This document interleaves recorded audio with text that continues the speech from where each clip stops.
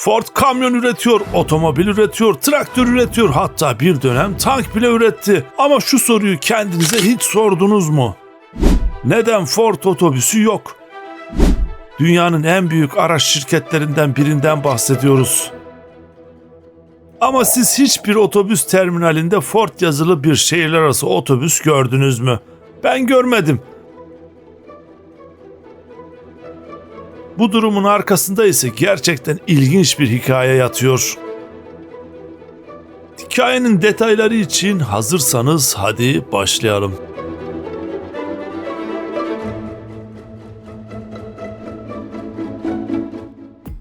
Önce şunu belirteyim. Ford aslında otobüs yapmayı denedi. 1936'da Cracker Box adında bir model çıkardı. Türkçe'ye kraker kutusu olarak çevirebiliriz. Bu ismi neden aldı? Çünkü görünüşü tam olarak buna benziyordu. Detroit'teki tramvay şirketleri bu otobüsü binlerce adet satın aldı. Yani fena sayılmazdı ama Ford 1947'de üretimi durdurma kararı aldı. Peki neden? Çünkü Ford'un aklında tek bir formül vardı. Çok sat, hızlı üret, kar et. Oysa otobüs işi bunun tam tersini gerektiriyordu. Az üretim, özel tasarım, çok baş ağrısı. Ford için bu denklem hiçbir zaman mantıklı olmadı. Ama Ford bu işten tamamen çekilmedi. Zekice bir strateji geliştirdi. Otobüsün tamamını üretmem, sadece altını, motorunu ve iskeletini yaparım. Gerisini başkası tamamlasın. Bu strateji sayesinde Ford, Amerika'daki okul otobüsü pazarında yıllarca %20'nin üzerinde pay elde etti. O sarı otobüslerin her 5'inden biri Ford şasisi üzerinde yol alıyordu ama üzerinde Ford yazısı yoktu.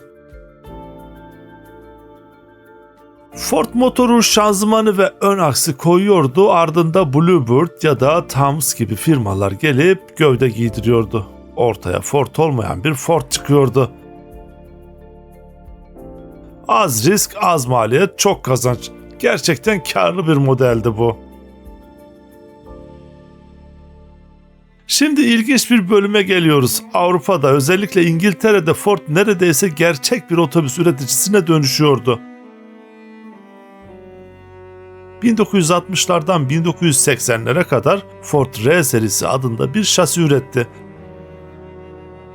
İngiliz karosör firmaları bu şasilerin üzerine şık ve konforlu şehirler arası otobüsler inşa etti. Plaxton ve Doppel gibi firmalar Ford'un şasisini alıp üzerine gövde giydiriyordu. Dışarıdan bakınca lüks bir otobüs görüyordunuz. İçine bakınca ise aslında kamyon parçalarıyla karşılaşıyordunuz. Ama 1970'lerin sonunda Avrupa pazarında bir şeyler değişti. Yolcular daha fazlasını istemeye başladı. Hava süspansiyonu, arkadan motor, tam bütünleşik gövde. Mercedes bu özelliği sunuyordu. Setra'da, Ford ise kamyon altı otobüs üstü anlayışını sürdürüyordu. 1985'te Ford R serisi bitti dedi ve bir daha bu segmente dönmedi.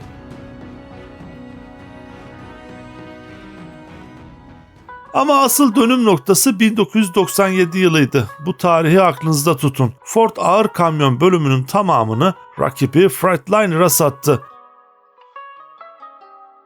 Yani Daimler'e, yani Mercedes-Benz'in sahibine.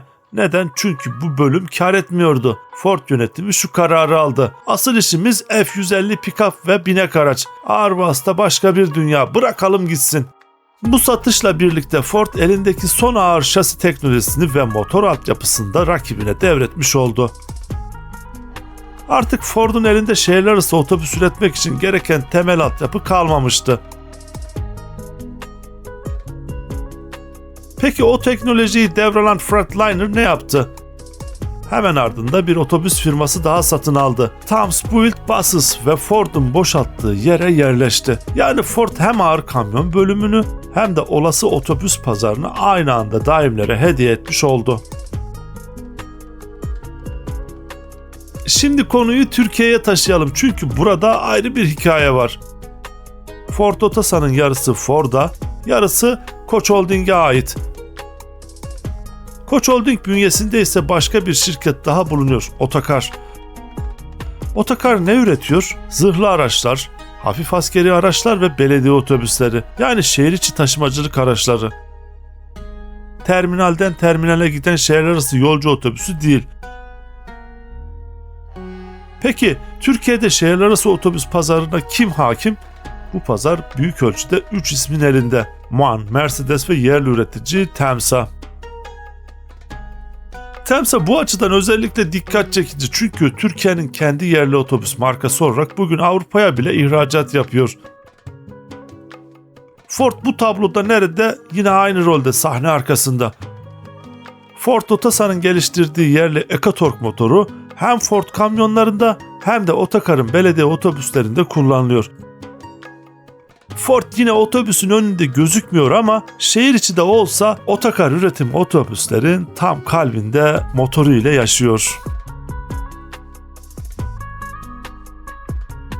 Motoru üret, sat, kar et. Baş ağrısını başkasına bırak. Ford'un Türkiye'deki stratejisi de aynı dünyada uyguladığı modelle örtüşüyor.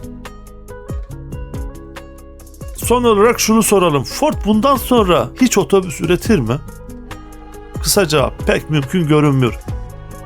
Çünkü Ford tüm yatırımını şu anda elektrikli araç altyapısına yönlendiriyor. E-Transit ve elektrikli F-150 şirketin geleceğini temsil ediyor. Otobüs pazarı ise Daimler, MAN ve Volvo gibi devlerin hakimiyetinde. Bu pazara girmek için milyarlarca dolarlık yatırım gerekiyor. Ford bu parayı çok daha karlı alanlara yatırmayı tercih ediyor. Ford'un mantığı şu: otobüsün tamamını üretip az kazanmak yerine o otobüsü çalıştıran motoru, onu yöneten yazılımı geliştirip şarj altyapısını kur ve kazan diyor. Ford otobüs üretmiyor çünkü beceremediği için değil, istemediği için değil, bu tercihi bilinçli ve stratejik bir karara dayanıyor. Bazen en akıllıca iş kararı bir şeyi yapmamak oluyor. Evet arkadaşlar, benden bu haftalık bu kadar. Bir başka tarihi araçlar videosuyla tekrar buluşmak dileğiyle. Hoşça kalın, sevgiyle kalın.